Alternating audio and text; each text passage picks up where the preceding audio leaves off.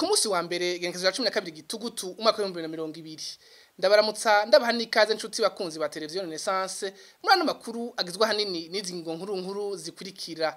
Ibihugu vya Buraya bitekwa gusonera ubwigenge bw'igihugu cacu. Aya n'amajambo yakoreshejwe n'umushikiranganje w'imigenderanire y'u Burundi n'ayandi makungu mu kugabisha ivyo bihugu yagiriza kuba byarafatiye ibihano vy'agahotoro u Burundi. Uko guhangana Uburundi bugomba kugira n'ishirahamwe ry'ubumwe bwa Buraya ngo ninzira idashika. Nyabuna leta y'u Burundi yari ikwiye kwikubita gashi ikagaruka ku nzira ya demokrasi kugira isubire kuronka imfashanyo zivuye muri iryo shirahamwe ry'ubumwe bwa Buraya. Muri ano makuru murakurikira bamvuga inyumvira Frederic, umwe mu banyepolitike batavuga rumwe na leta. Umushinga amateka Fabiano Banshiyanino imyaka 5 yamaze mu nama nshinga amateka yaranzwe no kugwanya akarenganyo. Ikibanza yarakwiye kujamwo si mwibohero rikuru rya Mpimba. Bivugwa nabo vyagendanye mu mugango w'abadasigana Iprona inyuma y'imisi 5 amaze ari mwibohero rikuru rya Mpimba. Ido nido jana makuru ni mukanye sasa.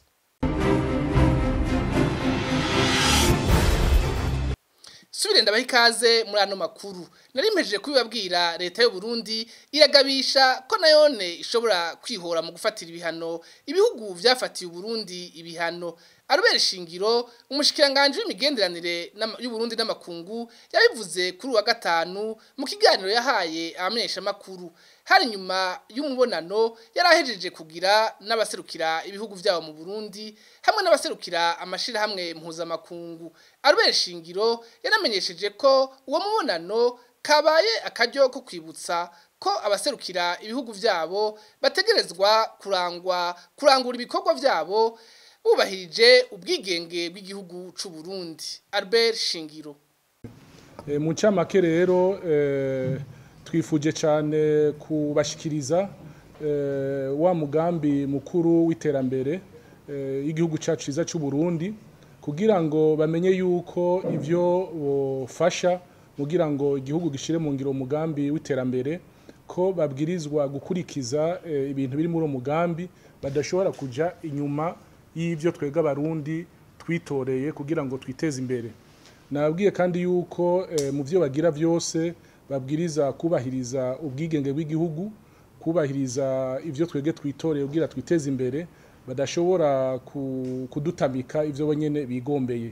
Ivyo rero nabashikirije kandi nababwiye ko bibwirizwa gukurikizwa, hanyuma bidakurikijwe naho hariho ingingo zifatwa mu bihe nk'ivyo. Ubwa kabiri nababwiye ivyerekeye imigenderanire y'u Burundi n'ibihugu vyose vyari biserukiwe ngaho yuko ari imigenderanire muri rusange myiza, mugabo yuko hari ibihugu bimwe bimwe vyagiye bifatira ibihano Burundi bikabifata ku vy'ukuri ata biyago vyabaye tutavuganye bakabifata ku bushake bwabo.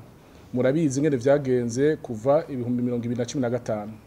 Ivyo bihugu rero twabibwiye yuko muri iki gihe u Burundi bufise inzego zitorewe na bene gihugu babwiriza guhindura ingendo bakaza tugakorana kandi tugakorana twubahana twese nk'ibihugu. Nabwiye yuko atagihugu cicana kibaho kandi burya nta gihugu cikwiye ijana kwijana. Igihugu cyose kirakenera ikindi, haba ibihugu vya rutura cyangwa ibihugu bito bito, nta gihugu kibura gukenera ikindi. Ivyo rero nabibabwiye yuko babwiriza kubahiriza ubwigenge bw'igihugu. Hamere nabasavye yuko ivyo bihano bafatiye u Burundi n'abarundi batatugishije inama yuko kuvyukuri muri ibihe turi mu ubu bidashobora kuronka insiguro yuko babwirizwa kubikura bwa vuba kandi atagisabwe. Nabwiye yuko u Burundi mu gihe ivyo bihano vyoguma bibandanya kandi atamvo ihari ko dushobora natwe nk'abene gihugu Barundi nk'igihugu ciyemera kandi igihugu cigenga yuko babandanje bafata ibihano natwe dushobora gukoresha kwasubiza mu ndumane. Hari ivyo bita mu gifaransa reciprocité yuko ivyo bihugu navyo birafise imigambi ngaha bifisemwo inyungu navyo nyene dushobora natwe mu gihe vyo bandanya gufatira natwe ibihano kandi mugabo sivyo twoshira imbere tuzoguma tuyaga nabo ivyo vyofatwa ari uko barengeje urugero natwe tuheza tukabikora gutyo ntituzokwama mugane wa wundi dutega dukubitwa ikofe kwitama tukadutega irindi hazoshika igihe natwe dusubiza tutoguma dutega itama bakubita gusa kandi baduhora ubusa.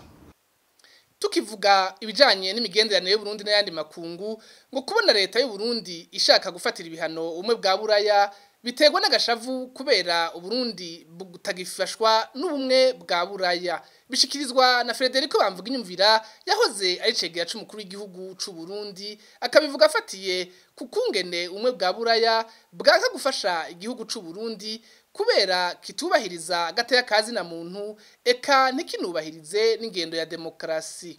Bamvuga Inyumvira akabona ko leta y'u Burundi iriko irihenda cyane mu kwifuza gufatira ibihano umwe bwa buraya kuko ngo bwobwo ataco bwo hahombera ahubwo ahanini hohomba igihugu c'u Burundi.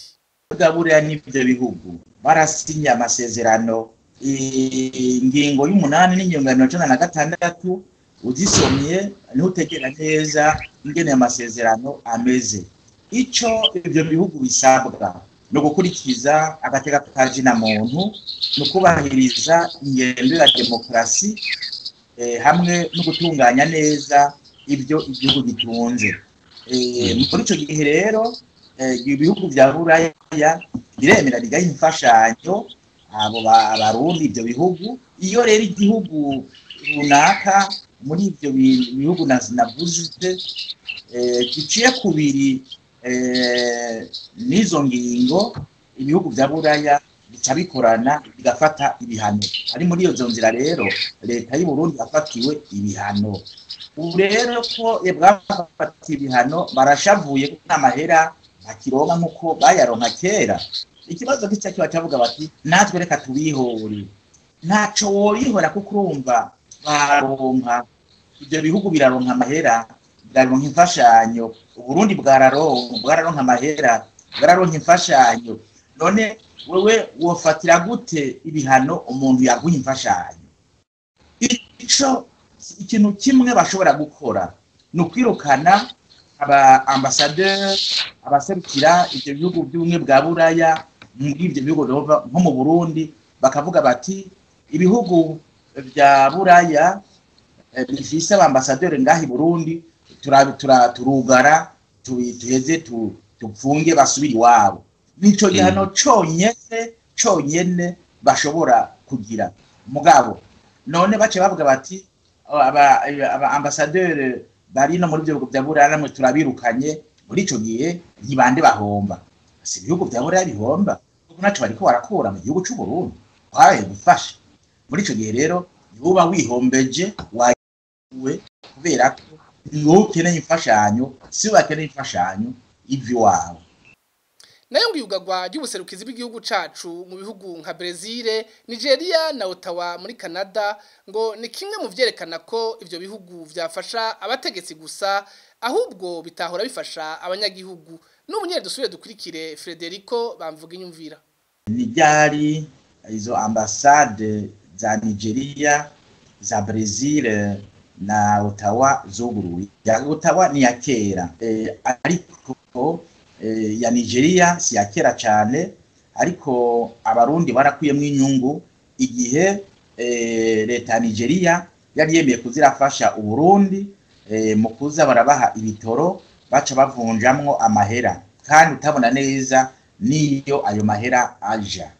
Ico ni cyambere. Cya kabiri Brazil bayuguruye mu nzira yo kugwiza ibihugu bihengamiye ku bihugu bya Burusiya kubera ko babona bati ibihugu bya Amerika na Buraya ingendo yabo ya politike izo iradusaba ko tugira iby'agateka kazi na muntu ntabyo dushaka. Reka tugiranire imigenderanire n'ibihugu nk'Ubushinwa, Uburusiya, agateka kazi na muntu bakagize indahiro bakigirira ibintu by'iterambere gusa. Basanga rero nta bya demokrasi bihari, nta bya politike atari politike y'umugambi uri ku butegetsi ihari. Ni muri iyo nzira rero Uburundi bwaciye buvuga buti reka tugire ambassade muri Brazil. Rero nico gituma rero uravye ivyava muri ivyo bihugu biza gufasha Uburundi nta bihari, byaza gufasha ubutegetsi gusa. Ottawa rero nta bintu biriyo ugereranije n'imigenderanire hagati ya Canada n'u Burundi, nta bintu byari bisanzwe biza.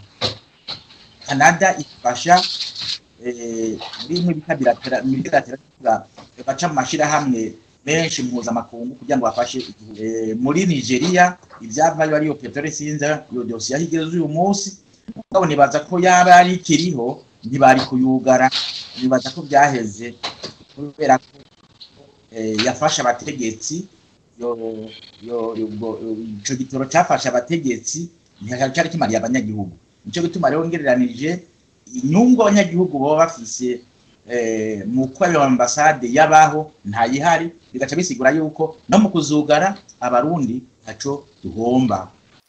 Ana makuru tuyabandanirize mu yavugwa mu gisata ca politike. Ntibyumvikana ingene abarongoye igihugu birigwa barubaka ingoro z'umugambi uri ku butegetsi zifise agaciro k'amafaranga menshi cyane mu gihe hari abanyeshuri mu mashuri shingiro biga bicaye hasi kubera babutagira intebe zo kwicarako. Ivyo bivugwa na Yeremia Minani arongoye umugambwe wishinze kubihuriro ry'abahararira intwaro rusangi mu Burundi. Yeremia Minani agatanga akarorero ku ngoro y'umugambwe CNDD-FDD yubatswe mu ntara ya Kayanza yinjiwe n'umukuru w'igihugu Evariste Ndayishimiye kuri uwa gatandatu w'indwi iheze. Ivyo ngo vyerekana ko ubutegetsi budashira imbere na gato inyungu y'umunyagihugu. Kuva umugambwe CNDD-FDD ushitse ku butegetsi ku by'ukuri muri rusange wigeze witaho ineza y'abanyagihugu, wigeze witaho ineza ya bose, wamushira inyungu z'akakeya hejuru y'inyungu zigira. Nibyo turiko turabona uno munsi aho hubakwa ingoro y'umugambwe itari niyo mu gisagara, yo mu gihagati yubatswe ku mafaranga ashobora kugura intebe zikwiye yose mubona abanyeshuri biga bicaye hasi. Mugabo abarongoye igihugu no munsi bagashima kubaka ingoro ariko bakirengagiza ko abanyeshuri biga mu mashuri ari benshi bicaranye ko kandi bicaye hasi. Ibi bigaragaza ubutegetsi budashira imbere ineza y'abanyagihugu, bigaragaza ubutegetsi butigeze butegera yuko uri kugira ngo butware ku neza y'abarundi bose, kugira ngo buteze imbere abarundi bose. Ibi turiko turabona yaraye yubatswe biri muri vyinshi umuntu yovuga. Naraye mbonye intebe umusoni w'umuhisi Petero Nkurunziza yicayemo ejo ariko arashikiriza ubutumwa mu ishengero Eglise du Roi. Uyavye yonyene ishobora kuba igugwa amafaranga arenze miliyoni 100. Mbega miliyoni 100 uziguze intebe za abana bicaramo mu ishuri, wogura intebe zingana gute? Nta shuri na rimwe usubira gusanga ritagiramo intebe zo kwicaramo.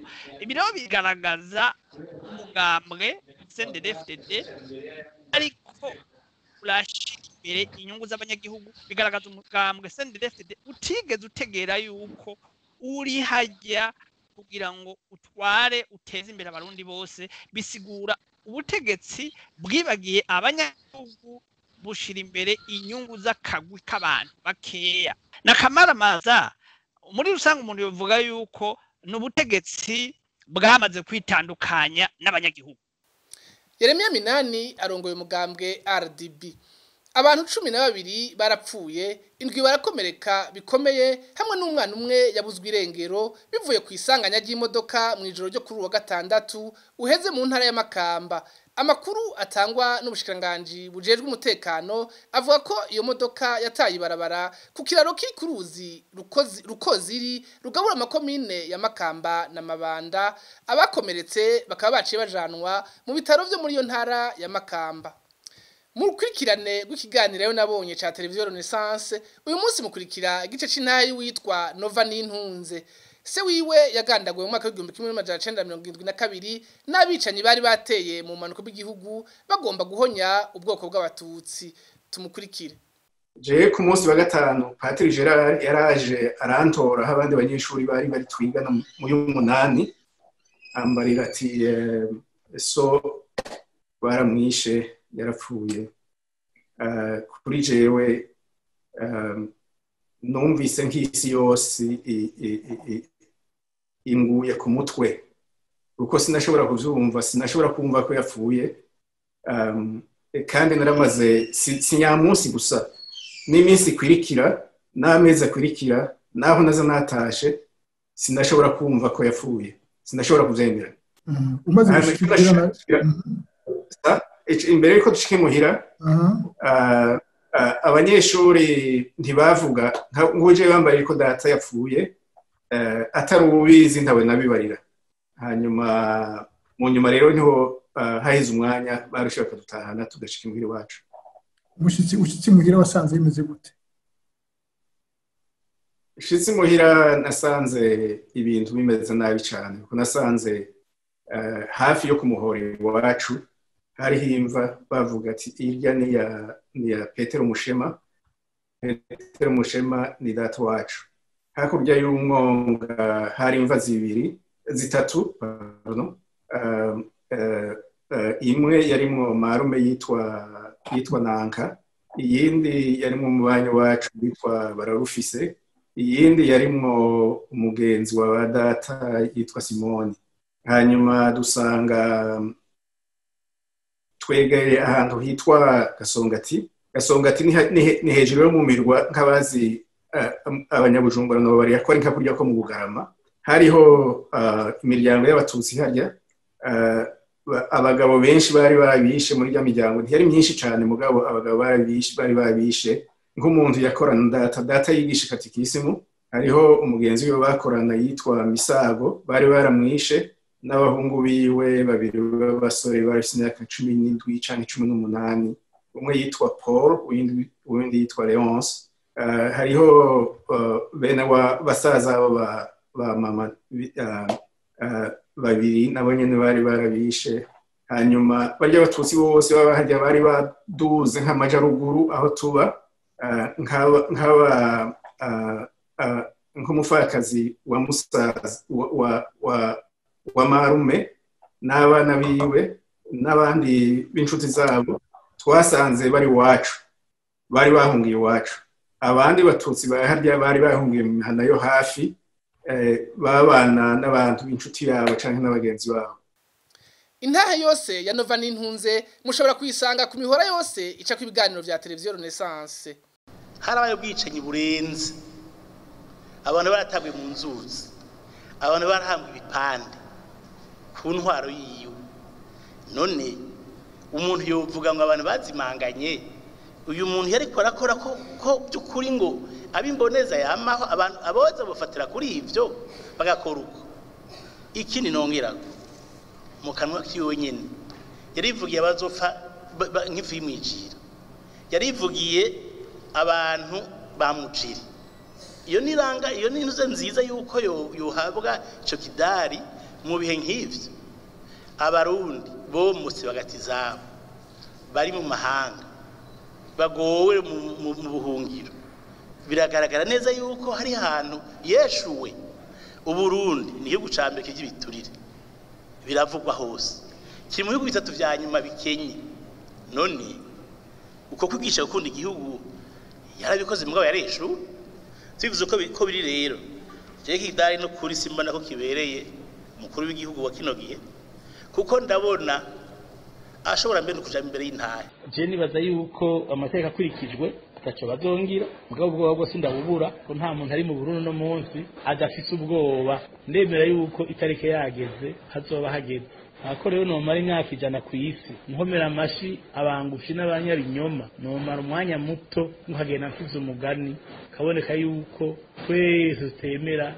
kuba banivyo nzovuga gushaka umunota wa nyuma kuko narabonye neza yuko abazize kutavuga bariho batigeze gukura mu kanwa mugabo bagiye tubona uwahoze ari umushinga amateka Fabiano Banshijya Nino arakwije iminsi 5 afungiwe mu ihorero rikuru rya Mpimba akurikiranwa ku majambo yigeze kuvuga akiri umushinga amateka Fabiano Banshijya Nino yagijwe kugomba guhungabanya umutekano w'igihugu hamwe no gucyoza inzego yahagezwe n'igipolisi cy'u Burundi kwigerekezo rya kabiri ukwezi turimwo iryo fungwa rya Fabiano Bancijanino ngo rituma n'inamashinga amateka y'uno munsi bizoyigora kuvugira abanyagihugu uko yategerezwa bivugwa na Evariste Ngayimpenda umwe mu banyapolitike bagendanye na Fabiano Bancijanino muganga w'abadasigana iprona akabona ko abashinga amateka bazotinya kuzoba nka Bancijanino bagakurikiranwa nibahirahira umunyagihugu arenganijwe na leta. Evariste Ngayimpenda nk'umuntu twakoranye nk'umuntu